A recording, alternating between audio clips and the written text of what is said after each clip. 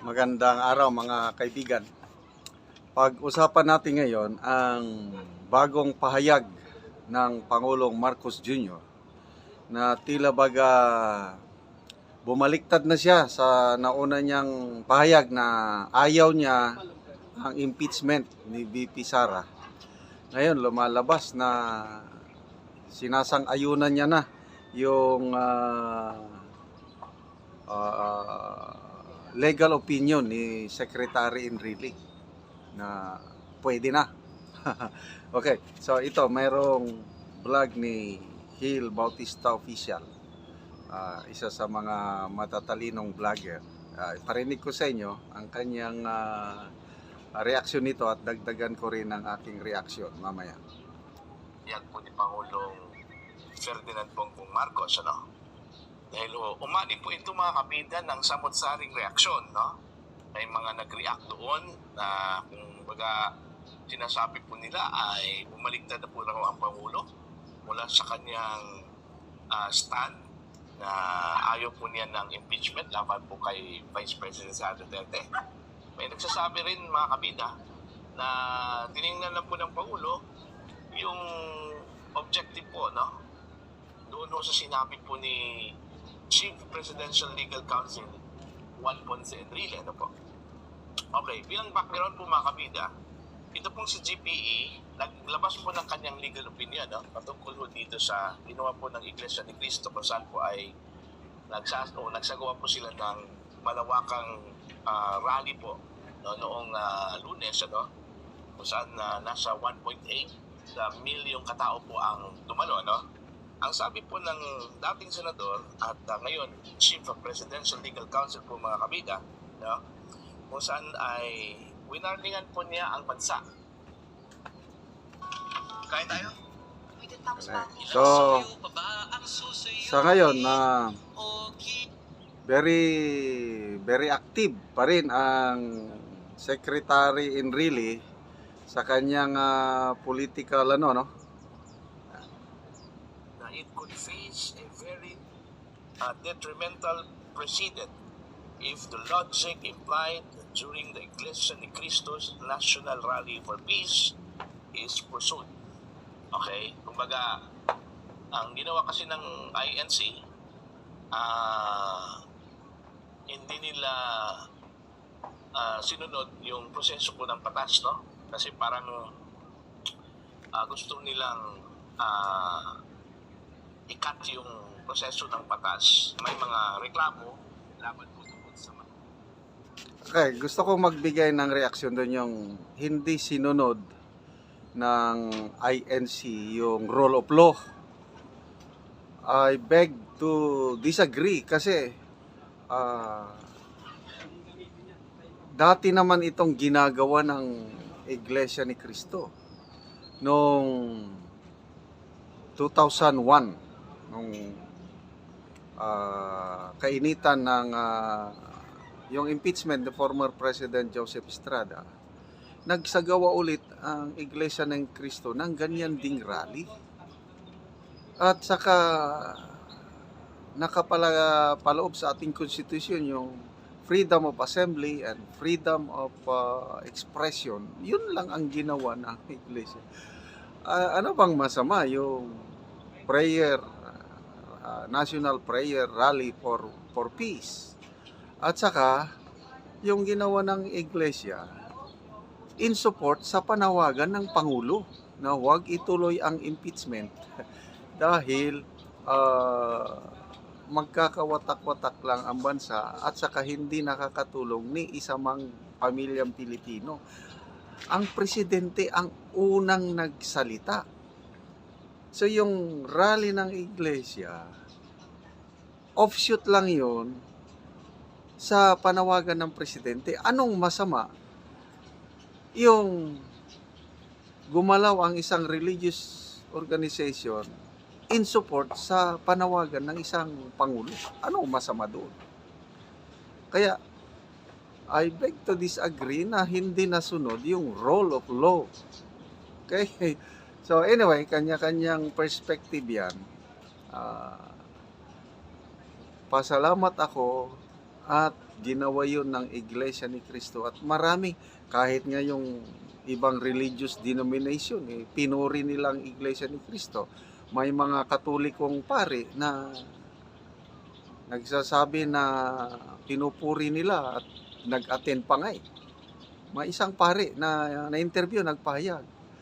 May mga kaibigan din ako ng mga leaders ng evangelical churches. Ganun din, nag-attend din sila. Pinuri nila yung initiative ng iglesia to hold that prayer rally for peace. Anong masama doon? Anyway, tuloy natin. Mga impeachable officials, okay, kailangan pong iproseso yon, magmula dyan ho sa House of Representatives at tatapusin yon dyan ho sa Senate, mga kabitang.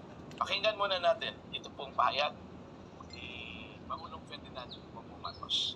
You know, JP is one of our best legal thinkers in the country, and he's right. There is a consequence to.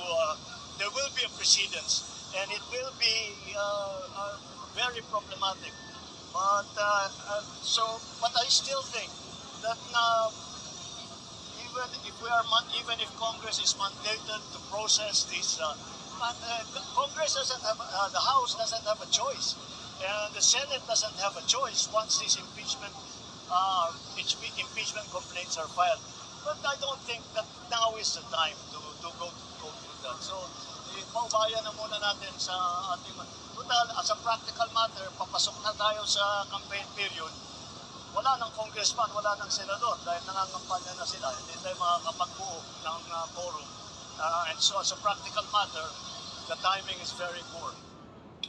Ayan po. Yan po yung pahayag po ng Pangulo, no, mga kabida. Okay, ako lang magbigay ng reaksyon. Kung ako ang Pangulo, na nauna na kong nagpahayag na huwag ituloy ang impeachment, magsasalita lang ako kahit one sentence lang. Kung ako ang Pangulo, Salamat sa ginawang prayer rally for peace ng Iglesia ni Cristo na sumusuporta sa aking pahayag na huwag ituloy ang impeachment. Yun ang sasabihin ko. Lang, wala tayong narinig sa Pangulo na pasalamat sa Iglesia. Anyway, kanya-kanyang yan. So wrong timing lang daw ang So anong ibig sabihin yung wrong timing? Dahil papalapit ng eleksyon? So after election, anong ibig sabihin? Ituloy ang impeachment? Parang may posibilidad na gano'n ang mangyari. Okay, tuloy natin. Babasahin ko lang po, no, itong anong sinabi ng saligang batas sa impeachment po, no, kung sakali pong may mga impeachable officials na gumawa po ng kasalanan, no, na labag po sa saligang batas, no. Okay? Ito po, Section 3, Paragraph 1 ng Article 11 of the Philippine Constitution. The House of Representatives shall have the exclusive power to initiate all cases of impeachment. Likewise, the Section 3, Paragraph 6 of the same provision, mga kabida, the Senate shall have the sole power to try and decide cases of impeachment. Okay? So, yun po, talagang nasa konstitusyon yan. Constitutional mandate ng House to process any complaints, then iakyat sa Senado. Basta, ang aking nakikita is, mula ngayon hanggang election, hindi gagalaw ang impeachment complaint. Diyan lang yan. Kasi, kung ako ang re-electionist na kongresista, hindi ko pwedeng itaya o i-risk ang aking re-election. Gusto ko pa rin na makakuha ng endorsement ng Iglesia ni Cristo kasi marami yan Black voting, once na na-endorse ka, malaking lamang mo na yan sa kalaban pag ikaw ang na-endorse ng Iglesia ni Cristo. So yan, iiwasan ng mga mambabatas natin na banggain ang Iglesia ni Cristo. Kaya hindi nila yan gagalawin, ang complaint. But once na natapos ang eleksyon, yan na. Pwede na nilang aksyonan, pwede na nilang, yun lang, isang basbas lang ng House leadership. Perma na yan. 103. Ang aking narinig, I'm not sure kung tama ito, itong 19th Congress, iakyat nila ang impeachment sa Senado at wala nang panahon para i-trial. Pwede daw, I'm not sure, pwede daw na yung 20th Congress, 20th, yung mga senador na mananalo, sila na ang magdinig sa impeachment case na naiakyat sa Senado. Ibig sabihin, tuloy pa rin. Yun ang aking basa dyan.